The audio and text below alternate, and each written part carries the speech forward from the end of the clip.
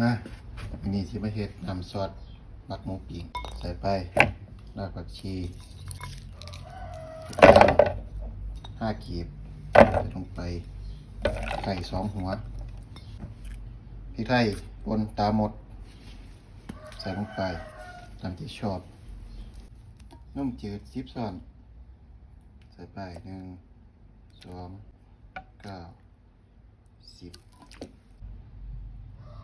ซีอิ๊วดำหวาน2 ช้อนใส่ลงไป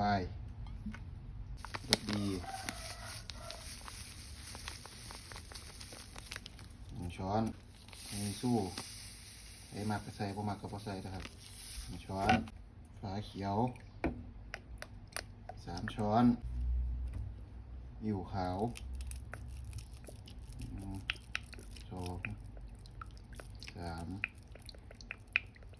4ใส่ลงไปมันหอย1 2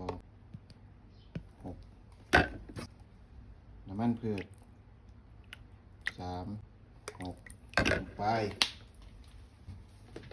ย่างแล้วก็แห้งย่างน้ำตาลปี๊บ3 ช้อนใครมักหวานก็ใส่หลายใครบ่มักหวานก็บ่ต้องใส่หลายประมาณนี้เอาไปปั้นให้เข้ากันครับปั้นเสร็จแล้วหน้าตาก็จะออกมาเป็นแบบนี้ถ้าเราจะเป็นมักหมูได้ถ้ายังบ่อยากมากก็เก็บเข้าตู้เย็นเป็นอันเสร็จ